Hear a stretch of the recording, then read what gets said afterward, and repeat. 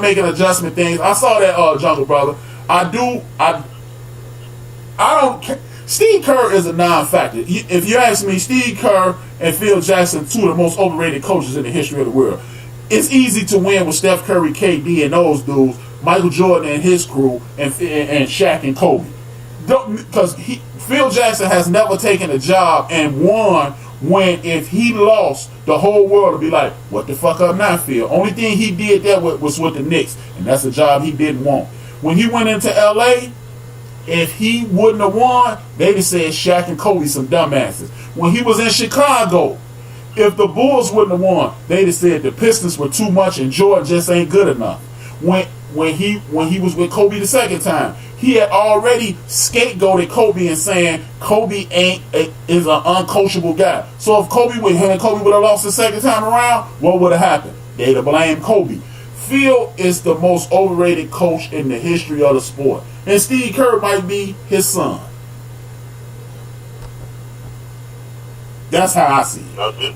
No disagreement there. I don't think it's easy. I would say it's much easier because you still got egos. You gotta try to mesh together and hold together. So I won't say it's totally easy, but it's much easier. That's why all these coaches that have talent, they Coach K and all these people, they have a lot of talent. So I mean, I'm not always saying they're the greatest coach ever because they got the most wins. They got the most talent. You know, kind of goes hand in hand. It's kind of you could put it that they're the greatest because of the wins and losses and the championships. Then you look at the talent and you're like, man, they had no business. But that's like you suck if you can't win with that. If you fail with that, you should be able to mold that. Hey, I got a question. I'm gonna get out of here, man. I appreciate the show on my Saturdays, man, especially with this game, man. You got me home a couple weeks ago when I had that 10-hour sit in traffic on I-75. Oh yeah, that's what's up, bro. Brothers, so I thank you, man. That was in 2018. Wishing you a big year this year as always, brother. But I'm gonna ask you this question, man. I'm gonna hang up and listen to your response. Okay. If we are both fortunate, how old are you, brother? 48. 48. I'll be 48 in February. So if we're blessed enough to live to our 80th birthday, from what you've seen in your lifetime, do you think we'll see the New York Knickerbockers win another NBA championship? I'll hang up this for you. All right, man. Thanks for being part of the show as usual, man. Angry Black Man, bring it home. Thanks, brother. Much love, and I wish you the same in regards to 2019. Nothing but success for my man, Angry Black Man. But yeah, Jungle. I'm not saying I'm gonna wait for Angry Black Man to tune in, and then I'll answer his question. Jungle. I'm not disregarding the Steve Kerr thing, but I don't think Steve Kerr makes that much of a difference.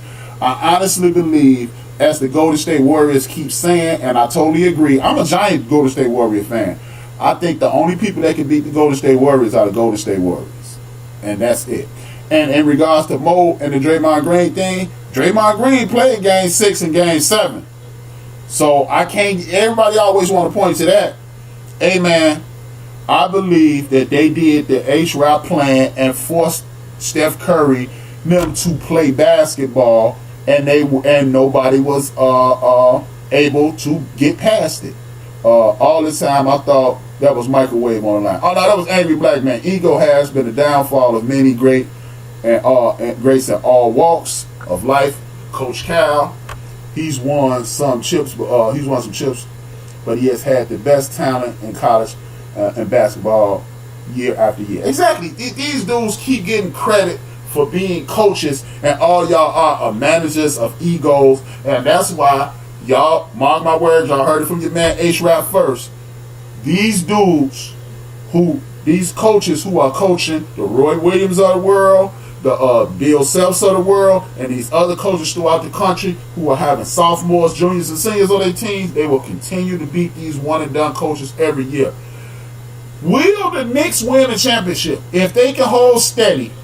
To answer Angry Black Man, if they could hold steady and keep Fizz in and not bow down to these Rudy Poot ass dudes who come in there and thinking they own the lead, I think with Coach Fizz there, they can win. But can they be patient? That's the real question. So in short, I don't know, because we don't have a lot of patience with our sports people anymore. And with that, let me finish my list close out the show as we do it every week. You already know what it is. It is the Supreme Court, aka the 1, 2, 3, 4, 5, 6, 7, 8, 9. 9 top backcourts of all time. First and foremost, I got number 9, Jerry West and Gail Goodrich. I didn't see them play, but I got to get them mad. I got to give them mad props for being who they are. For those who don't know, everybody say, why is Jerry West the logo? Fun fact, Jerry West is the logo, not because he was a great player, because the dude who designed it is left-handed, and so is Jerry West.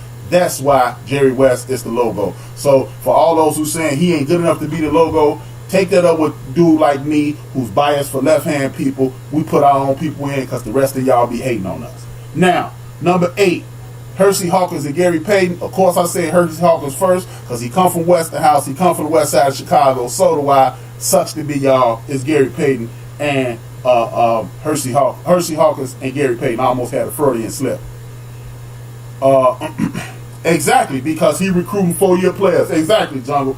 Number 7, Kobe Bryant and Derek Fisher. Hate on Derek Fisher all you like. Derek Fisher be bringing the pain. He ain't no punk. He doing his damn thing. Magic Johnson and Byron Scott. Byron Scott was a leaper. He was playing with arguably the greatest point guard, dude who I consider the greatest player in NBA history. Kareem Abdul-Jabbar is the greatest player in basketball history. I think Magic Johnson is the GOAT. Fuck LeBron and Jordan. How about that? Now, next up, Rip Hamilton and Mr. Big Shot himself, Chauncey Billups. They had both played D, both hit big shots, both could facilitate. They were the shit. Gus Williams, a.k.a.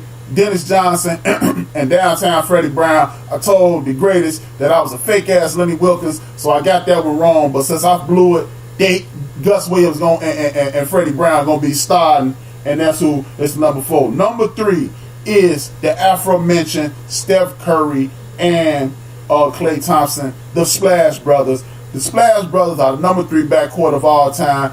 They can play. Klay playing the D. Steph is the straw that stirred the drink. Steph is second to none when it comes to anybody. I'm not even gonna say that. Angry Black Man. If you want to see what Angry Black Man say, go to the chat room right now. It's hilarious. I'm not gonna say that. Magic Johnson is my man, and I know he listens to my show, and he be talking to me on Twitter, so I'm not gonna say that. That's on you, Angry Black Man. And Klay and Steph, I'm a big-time Steph Curry fan. I'm a big-time Golden State Warriors fan. When I like you, I'm more critical of you because I want to see you be better. Number 2, my main man, the dude who every playground from coast to coast, a lot of people yell out this man's name and y'all don't even know why y'all yelling it out. It's because this dude, Earl the Pearl Monroe. You lay it up real slick. Either you say Iceman, pearling it, or you'll say I just pearled it. That's because of Earl the Pearl Monroe and Walt Clyde Frazier, the most underrated Hall of Famer in the history of the Hall of Fame. Both of those dudes are insane. Earl Monroe dominated the league and then cut his game back and still was a gorilla and a killer while he played with the Knicks and won the Knicks' last championship. And anybody who know me know the greatest backcourt in the history of the National Basketball Association goes by the name of the awesome twosome Joe Dumars and Isaiah Lloyd Thomas III. Of course he from Chicago, of course he from the west side, but I do believe because both of them, unlike most of these guys, are in the Hall of Fame, both of them would tear your ass up offensively. Both of them play some damn good lockdown defense. Both of them were big shot hitters. And they took down this backcourt. Let's not forget, this is a backcourt that took out, in a matter of 3 summers, took out Dominique Wilkins. So let's start from the beginning. Took down my man, the BK Burrell and Bill Cartwright. Took down Dominique Wilkins. Took down Larry Bird and his crew. Took down Michael Jordan and his crew. And took down Magic Johnson and his crew. And then followed it up by taking down Clyde Drexler and his crew. It ain't a whole lot of people that can say they've taken down a quarter of the 50 greatest players. This backcourt did it. Joe Dumars and Isaiah Thomas, greatest backcourt in NBA history, according to your man H. Rock. everybody was talking about biggest disappointments and things like that. My biggest disappointment in NFL this year were my Raiders, because they hired the biggest dummy in the history of the league since Lamont Sanford. The Miami Dolphins, because they should have got better instead of just either getting worse or maintaining. The next up is the Carolina Panthers. I keep wanting to go to Philadelphia. Carolina Panthers is next up. Then it's the Pittsburgh Steelers. Not because of the play on the field, because of management and that fucking big broke Ben Roethlisberger, overrated ass. And then I'm going to go with the Jacksonville Jaguars. Went straight to hell, went from sugar to shit immediately. And the Philadelphia Eagles. Anytime you the world champions, I understand y'all had a lot of injuries, a lot of mishaps, but y'all should have been that fucking bad. Sucks to be y'all. Now, as I do every week, I want to thank everybody in the chat room: Angry Black Man, Jungle Brother, Mo, Mocha, the Greatest, DJ Knox, my man said try the 1/5 for the Fab Five, Joe from Houston, Big Illinois, who else in the chat? I know somebody else in there. Red, as usual, much love to Red. Melvin in the building. D Nice was in the building earlier. I know she's still here.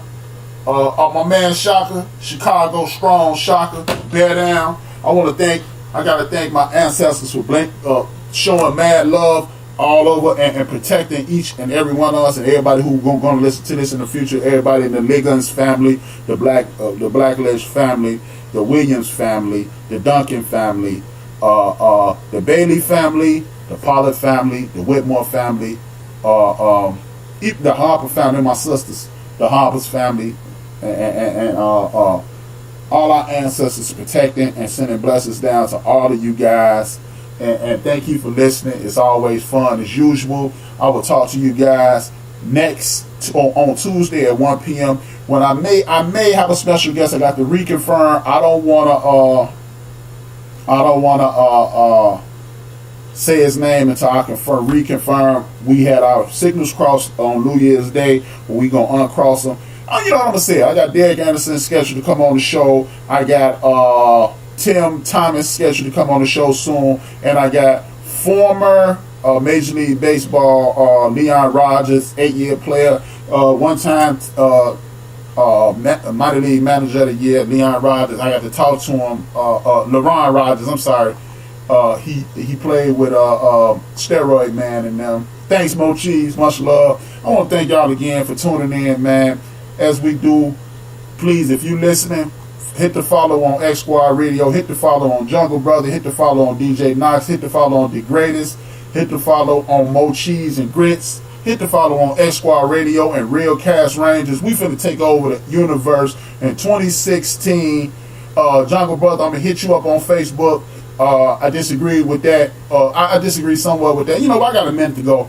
Hey, when I said the Clintons put 500,000 black people, but see, when you mentioned the chain gang, the difference in what the Clintons did and brothers and sisters being put on the chain gang, that was due to the Reconstruction and the way the country was designed.